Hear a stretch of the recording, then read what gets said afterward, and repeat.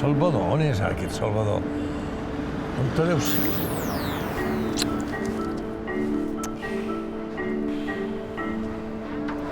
Senyor Morgades? Perdoni, senyor Morgades? Jo? Sí, per favor. Qui? Sí, dins. Val.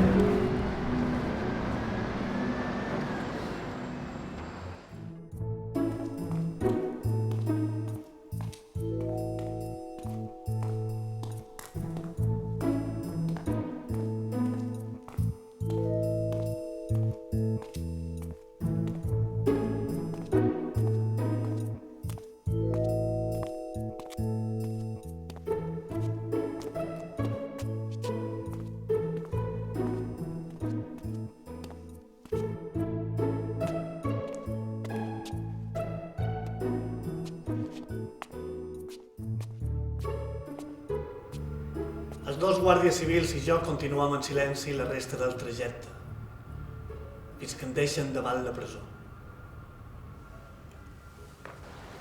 Estic davant la presó dels caputxins, jo i el meu maletí. I aquí acaba el meu viatge. Bé, no. Primer he de fer justícia. I potser demà aniré a veure aquestes coves de pel·lícula.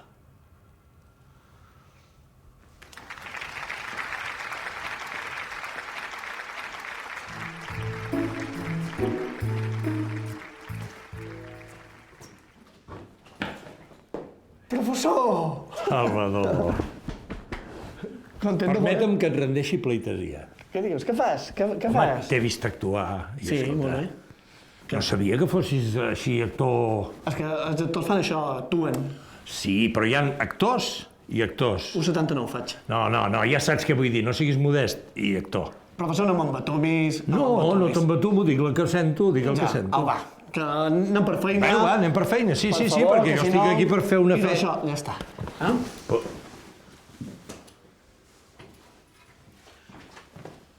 Au, que avui toca caminar. Au, tira.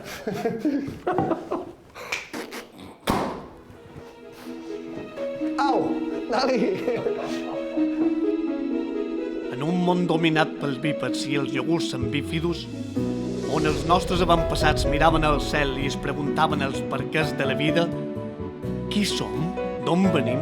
A on anam? Nosaltres mirant cap avall i ens demanam, i tu qui ets?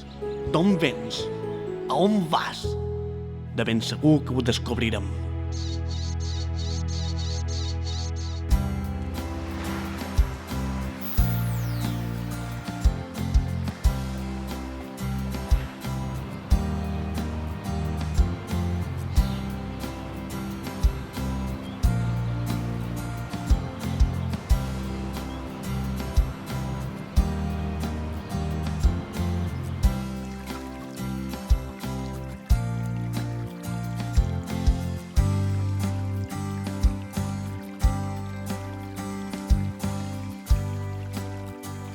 Que sí que és...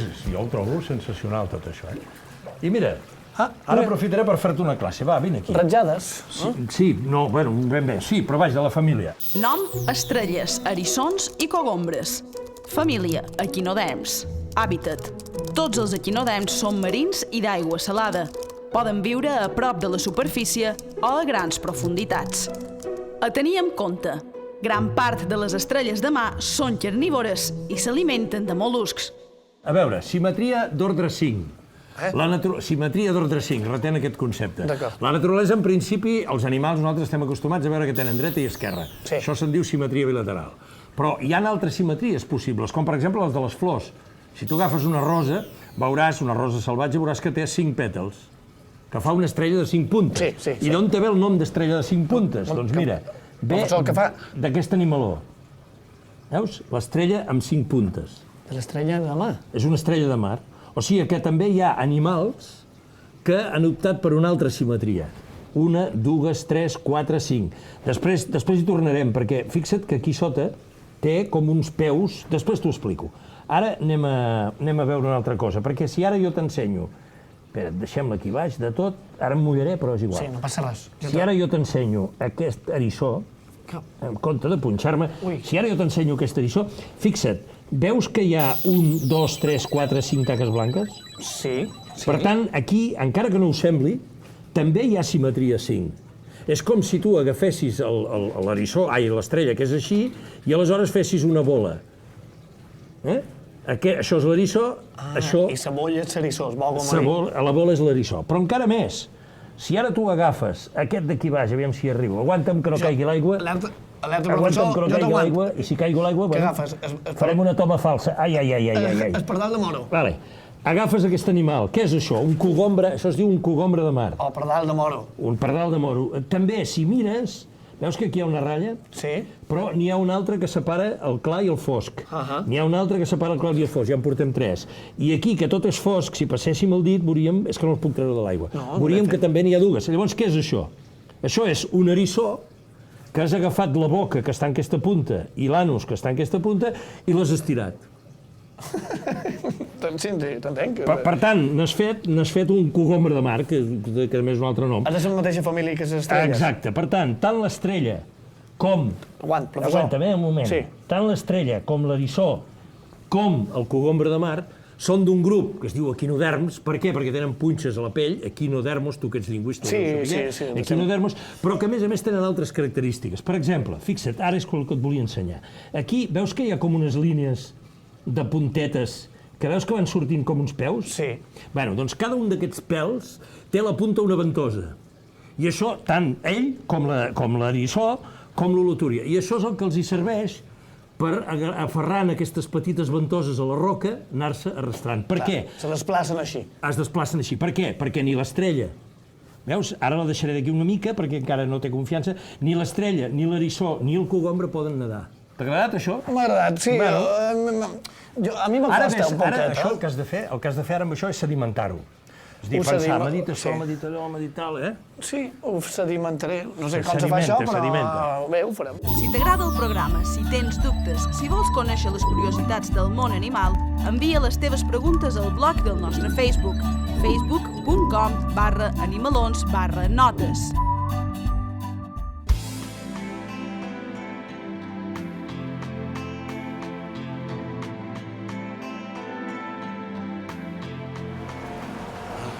Bon dia. Bon dia. Hola, què Us tal? veig enfeinat. No, feu. Bon dia. Com estàu? Escolta, ell és el Salvador, Què tal? ell és el Hola, Pep. què tal? Pep. Bon dia. bon dia. Manuela, estan curant aquí la tora. molt bé. Tora em deien que es deia, Torà, sí. Per què Torà? Torà se procedeix de la platja de Peguera, que se diu Torà. I ara la Manuela li està fent les cures preceptives de cada dia. Cada quan la cures? Sí, más o menos día sí, día no, porque ahora ya el proceso de cura ya es avanzado, o sea, ya casi el animal está curado. Hubo una cirugía de amputación de aleta, esta es la cicatriz, es lo que ha quedado de la sutura. Aquesta és una espècie mediterrània. Sí, es una caretta. Nom, tortuga marina. Nom científic, Chelonioidea. Hàbitat. Algunes d'aquestes espècies viuen en gairebé tots els oceans i fan grans migracions. A tenir en compte, poden nedar a una velocitat d'entre 27 km/h a 35 km/h. A més, tenen un coll que no poden introduir dins de la closca com les seves germanes anomenades de terra. Com es va fer aquesta amputació? Esa amputación se hizo en el hospital. El animal vino con una aleta que estaba enmallada en un sedal. Nosotros lo que vamos a hacer es quitarle el tejido muerto, reavivar el riego sanguíneo y aplicarle antibióticos tópicos para acelerar la cura y para que no se infecte. Y mientras tanto la tenéis en un tanque donde ella va nadando, va haciendo sus cosas, va aprendiendo a vivir sin la aleta anterior derecha. Sí, la tenemos en un tanque de recuperación y ella va musculando, la curamos casi a diario. I això què vol dir? Que una vegada curada, aquesta tortuga se pot amollar i pot sobreviure en condicions. Una amputació així no té per què afectar el seu estatus vital. Jo tenia entès que hi havia un problema també dels plàstics que es menjaven.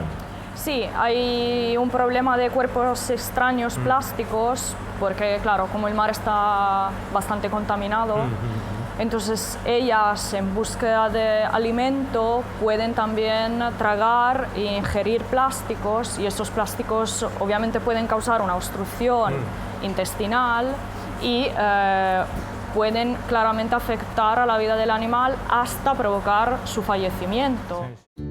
La careta, originari de les Illes Canàries, també és coneguda com a tortuga boba.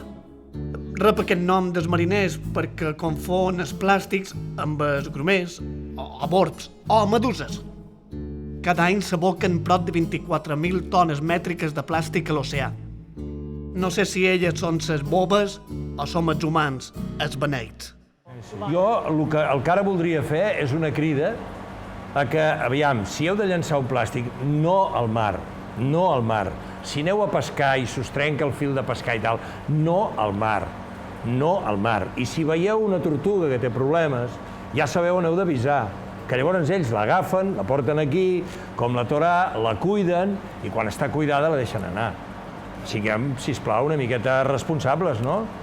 Han d'acabar de fer-li la cura. Moltes gràcies per tot, eh? Escolta, i una cosa, ens podeu mantenir informats? Claro, por supuesto. Estaria molt bé, vos ho agrairíem. Anem informat de l'evolució de Sergi.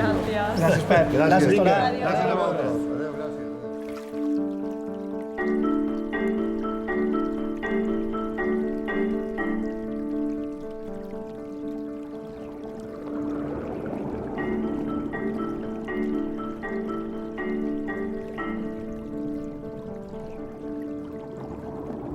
Per què se'ls diu orades?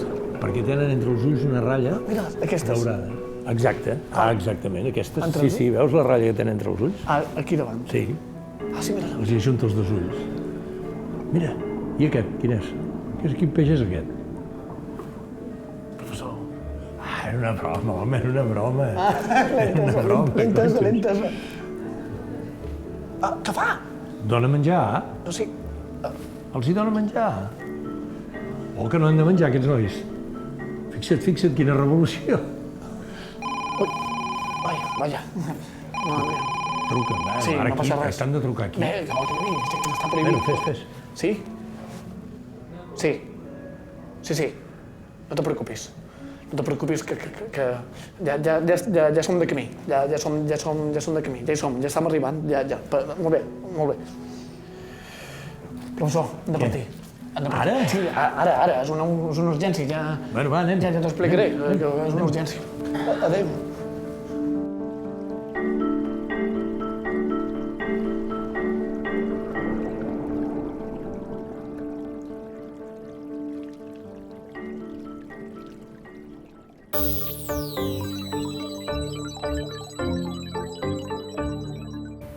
Hola profesor, soy Irene de Mar del Plata, Argentina.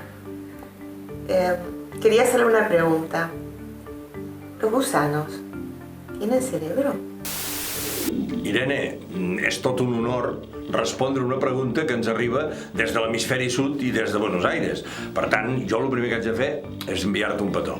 En quant a la pregunta que em fas, el cervell, ja saps tu que és la reunió de cèl·lules nervioses que nosaltres tenim aquí dintre el cap. Els cucs també en tenen, però en tenen una proporció molt més baixa. Està tot molt més repartit al llarg de tot el cos.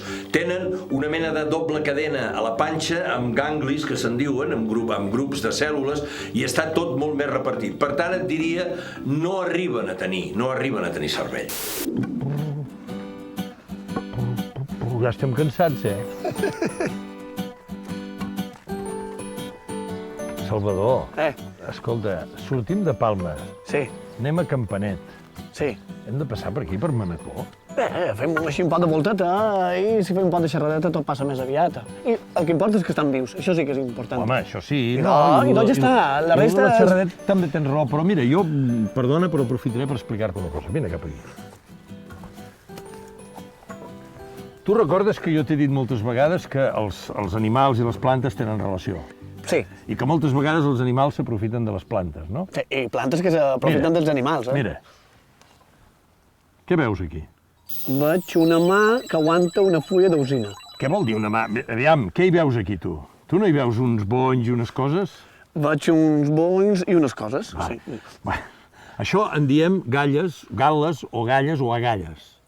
Això és un insecte que ha vingut aquí, ha punxat i ha deixat aquí un ou perquè l'alzina es faci càrrec de l'ou.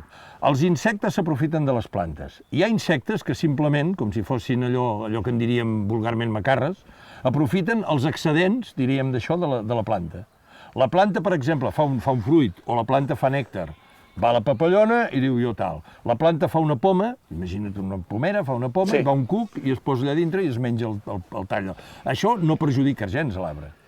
D'acord. Uns altres què fan? Van i, per exemple, un roser, un pugó, què fa? Pica l'arbre, xucla la saba i se n'aprofita. I ja està. Te transformes en vampir, però no passa res. No, vas a la transfusió i està arreglat. Ara, hi ha uns altres que fan com l'Alien, que ve la bèstia aquella, amb la Sigourney Weaver, li posa la criatura dintre i l'Alien a dintre va creixent. Bueno, és això, en el fons, és això. Per tant, no passa res, no pateix gaire. Sí que pateix, perquè ha de modificar tota la seva estructura per poder cuidar aquesta criatura, diguem-ne, que li ha encarregat un altre. Ja. Si fixa't que això es fa més gros, si ho analitzessis, els teixits, les cèl·lules i tal, veuries que són unes cèl·lules diferents, més grans, amb més aigua, amb més aliment. Per què? Perquè es tracta d'alimentar la cria que hi ha dintre. O sigui, les cries aquestes són unes filles d'alzina. Sí, unes filles d'alzina, sí. Unes filles d'alzina. I això és molt més freqüent del que sembla. Clar, el que passa és que no el veiem i no ens fixam, no? O no ho sabem, o ningú ens ho ha explicat. Per això jo ara et voldria explicar. Per exemple, mira, una cosa d'aquestes és la filoxera. Una alzina és una filoxera? No, aquest mecanisme, això, aquesta manera de fer, és el que fa la filoxera. No me parlis de la filoxera, professor, no me parlis que no... Vols que t'ho expliqui? Mira, veus que hi ha una vinya? Anem a la vinya, que t'ho explico. Molt bé, farem una copeta de vi. No, home, no, vi, vi. Ei, una cervesa. Va, home, va, tira. O un gin tònic. Tira. O unes herbes. Això ja m'agrada més. Ah, sí?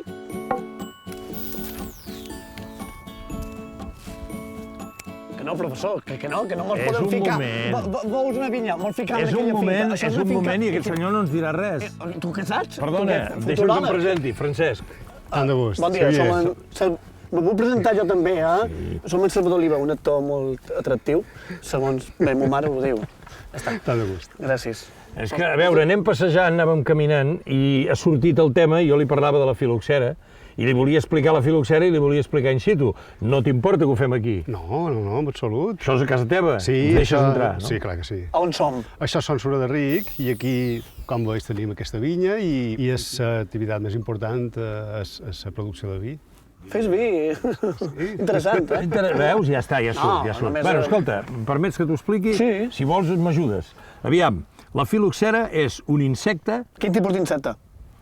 Dic una mica, no, un pugó, va, deixem-ho, un pugó. Un pugó. Un pugó, però que té una particularitat, i és que té un cicle biològic doble, és a dir, té una reproducció com a molt entretinguda. D'entrada és paràsit de la vinya americana.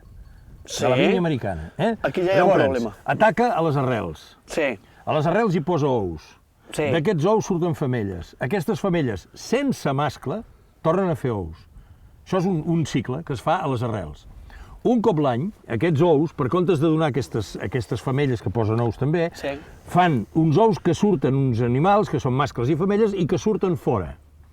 Surten a l'aire. I llavors allà reprodueixen, allà fan com tot, mascle, femella, copulació, posen ous, i d'aquells ous tornen a sortir larves que, quan són adultes, cauen altra vegada a terra. Per tant, hi ha un cicle sota terra i un cicle que surt i entra. Això són dos cicles diferents, i cada un funciona d'una manera diferent. Aquest animal no és agressiu per la vinya americana. Ja, però com que som a Mallorca, dic jo, dono una explicació, o no? Perquè aquí suposo que el peu deu ser de vinya americana, no? Exactament. Perdona, Xavier. El peu, està molt bé, el del peu americà, clar, jo penso en un peu d'Índia a la Majoe. Sí, d'un jugador de bàsquet. No, home, no, peu de... Explica-li, perquè jo no puc més. Explica-li. El peu. Aquí se veu bé, mira, veus? Aquí el canvi de gruixa entre aquesta part del tronc i aquesta. Això és el peu. Això és el peu. Això és el peu americà. Exactament. D'acord. I aquí comença... La varietat europea. D'acord. I això està empeltat. Saps que s'empaltat? Sí, quan no perds ni guanyes un partit, que empaltes. No. Bé, Salvador, home. Sí, és una unió. Una unió, efectivament. És una unió, varietats diferents, o d'espècies diferents, com és aquest cas. Aquesta ve d'Amèrica, per això se diu peu americà, i aquesta és el cep europeu, que és el que ens dona el raïm, en aquest cas és Cabernet Sauvignon. Clar. I l'arrel europea pateix sempre la filoxera, o no? L'arrel europea és sensible, per tant, no la podem utilitzar enlloc. I per això hem d'utilitzar aquesta arrel de peu americà perquè és resistent. D'acord. I filoxera europea no n'hi ha, per tant? Bueno, a Europa encara hi ha filoxera. A la terra. És a dir, aquí n'hi ha? Aquí n'hi ha, efectivament, aquí encara n'hi ha. Per això ens veiem obligats a utilitzar aquest peu resistent. Al segle XIX ja va començar malament per nosaltres, perquè els cultius de raïm van ser afectats per dues plagues. Primera, la d'espugó, i després, la de soïdium. Però quan a França varen patir la filoxera al 1862, nosaltres anàvem de xulitos. Érem els reis del mambo. Bé, en aquest cas, els reis del raïm. I així, els francesos mos compraven raïm, mots i vins. Dos barets per les nostres butxaques. Varen vendre vi i més vi, i varen crear empreses per dur-los el vi que fèiem. Visca el capitalisme! No feren cas de la plaga dels francesos. A nosaltres ja mos anava bé, fins que l'any 1891 va aparèixer la filoxera a Mallorca, en els municipis de Llucmajor i Algaida. Responsable, una importació fraudulenta de peus americans. Adeu a l'alegria. I de manera fulminant, la filoxera va devastar la vinya de tota l'illa.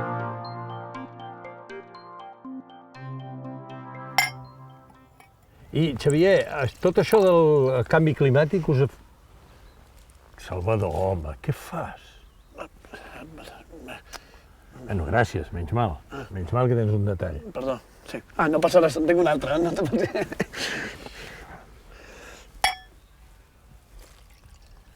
Sí, m'agrada, home, sí m'agrada. Bé, et deia, tot això del canvi climàtic us afecta o no? Perquè, clar, l'escalfament suposo que deu afectar tot això. Sí, sí que ens afecta, clar que sí. La maduració és més irregular.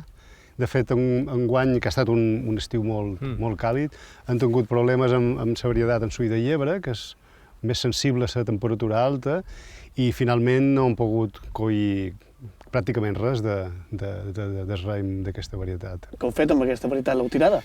L'heu llançada? No, la deixam en els ceps i mos serveix per les baies. Les baies, a la tardor és quan s'han de preparar per l'hivern i allà troben una font d'alimentació molt important per poder fabricar mel de tardor. Teniu baies, no? Sí, tenim. Clar, per tant ho deuen agrair, perquè és un raïm sobremadurat, amb molt de sucre. Sí, deuen tornar com a boges, no? Disfrutant, se passen el mes d'octubre i novembre. I, escolta, jo per la forma que té això de l'herba, que no hi ha... Dedueixo que deus fer cultiu ecològic, no? Sí, exactament. I per què no ens ho expliques? Bueno, escolta, ja vindrà. Per què no ens ho expliques una mica? Perfecte. Sí? Molt bé. Anem a veure, explica'm unes quantes coses. Per exemple, aquí, cada quan llaures?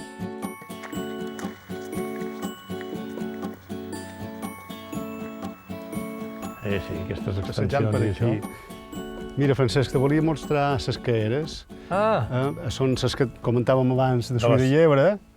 Aquelles abelles que s'atipen de sucre de les raïms sobremadurat i tot això. Ara no mos hi podem acostar perquè hem d'anar preparats. Ja està. Naturalment. Què? Què? Què de què? Què? Mos he deixat retratats, Espectacular. Tu consideres que vas preparat? Estic preparat i vaig preparat. Sí? Les mans què? Les mans estan bé. Tenc els dits... Explica-li que també piquen a les mans. Sí, qualcuna... Mos convé dur tot el vestit ben complet i ben tancat, perquè si no... Però poden superar una picadeta, una mà... Però tenim pressa, que no havíem d'anar a un altre lloc. Ja, però... Que no anàvem a caminar. Tu havíeu parlat de les baies, anàvem a veure les baies ja que som aquí, no? Ja tornem un altre dia. Ens deixaràs tornar, Xavier? Clar que sí. Veus? Com vulgueu. Va. Noia, perquè sou vosaltres, Va. Gràcies. Jo t'ho guardaré. Sí, aquí podem venir sempre, no? Sempre està en les portes obertes. Increïble, hospitalitat mallorquina. Hospitalitat. Això mateix, ho vols? Està molt bé, que ho diguis bé. Xavier, Gràcies. Un plaer per ell i un plaer per part meva. Igualment. A reveure. Gràcies. Anem tu i jo. Va, fes-ho. Bé, Anem. ja està. Vinga, a reveure. Adéu. Vinga, anem. Si t'agrada el programa, si tens dubtes, si vols conèixer les curiositats del món animal, envia les teves preguntes al blog del nostre Facebook, facebook.com/animalons/notes.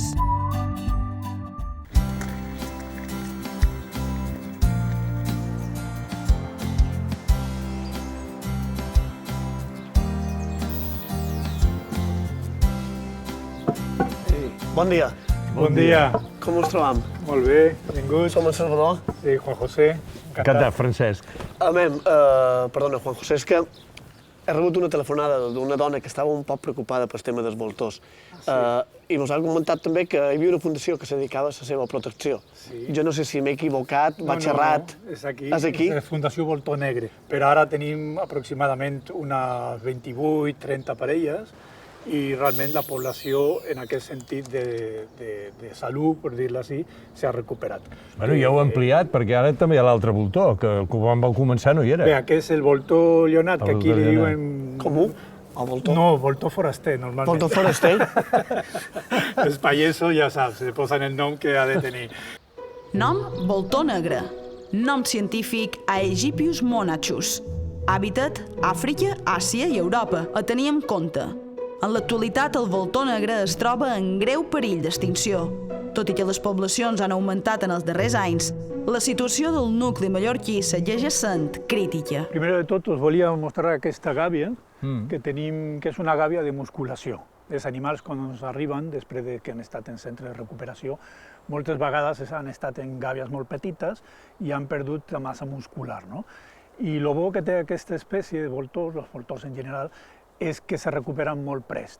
I són per aquí una setmana, 2 setmanes, i després comencen a volar i fan un vol que arriben al posader aquest que tenim a dalt de tot. Ja, o sigui que això seria com un gimnàs. Exactament. Allò de dir, bueno, ara he sortit de l'operació, Sí. vaig a un centre de recuperació i Eso vinga, es. un dos. I la seva prova és anar d'allà fins aquí, per dir-ho així. Exactament, i han d'estar tranquils. Juan José, tu has dit que no se poden alliberar tot i que estiguin bé. Per què? Perquè en la natura han d'estar 100% bé, perquè si hi ha qualque animal que té qualque problema en la ala, en un ull, o qualque cosa que li posa en desvantalla a l'hora de trobar de menjar o de relacionar-se amb els altres voltors, pues no tenen molta possibilitat El condemnes a ser l'últim de la fila. I el contacte amb l'ésser humà fa que aquests animals sigui difícilment salvatges, puguin viure a l'hàbitat salvatge? Normalment els que se liberen, no, els que després se mollen, són animals que no han perdut aquesta relació amb la seva espècie perquè ha estat sempre entre ells. No? Però a vegades, com aquest animal, aquest voltor comú, no?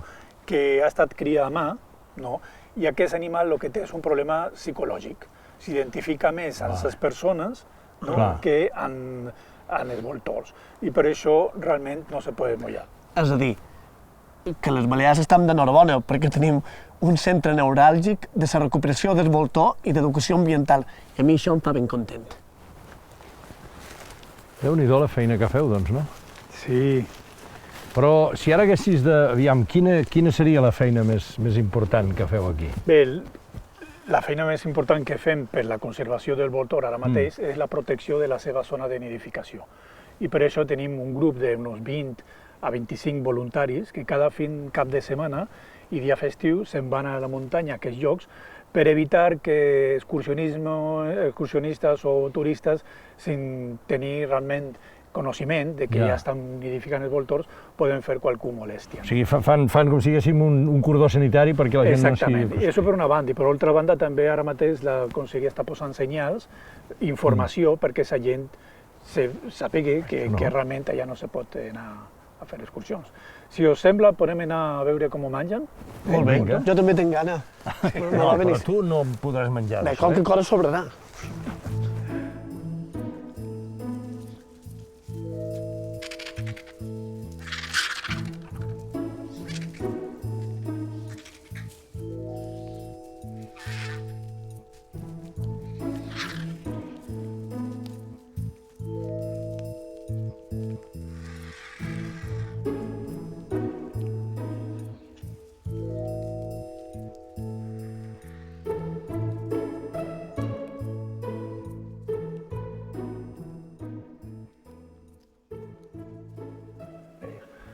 Veus aquest que ara està en moviment, que és més negre, que és el voltor negre. Els altres són lleonats.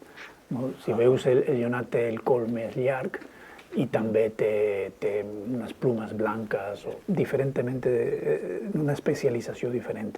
El voltor lleonat normalment agafa ovelles o animals morts d'ovella de tamany, d'ovella, vaca, cavall, però en el cas del voltor negre prefereix més les petites carronyes, com pot ser, no sé, directament zorros, ginetes, martes, conills sobretot. Perquè són més solitàries, les negres. Sí, però també, clar, són més solitaris. I quan prospecten el territori volen més baix per fer una netejada total, perquè això és la funció que tenen en l'ecosistema. Arriben a la carronya a menjar, el negre té un domini, se'n posa més que és el lleonat. Passa que normalment el lleonat també són més numerosos, no? Així tot, le té por al voltor negre, no? I manté el voltor negre una autoritat. És el dominant. És el dominant. Però això ocorre sobretot en els adults. Quan hi ha joves de voltor negre, jovenet, del primer any, clar, aquests a vegades que no pot menjar quan hi ha una colla de 10 lleonats i ha d'esperar un poc, no? Però una cosa, Juan José, no és per res, però aquests no volen. No, podrien escapar-se. Clar, no és una gàbia realment, és com un corral.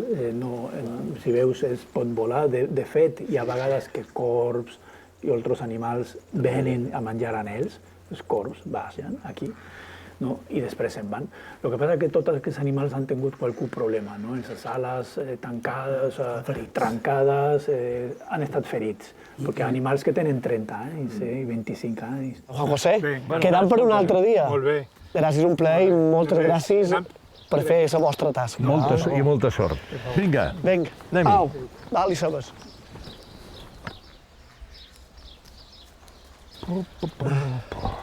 Ai, atenció. Ja ho enyoraves, No, tu sí. No, jo sí. Que t'agrada més això que unes sabates noves. Va. A veure. Ai. Ay, búscala. Hem de tornar. Sí. Hola, este es un mensaje para el profesor y Salvador. Professor, Salvador, la Torà s'està recuperant fantàsticament. D'aquí poc la tornem a la mà. Gràcies. Molt bé, Torà. Molt bé. Que bé.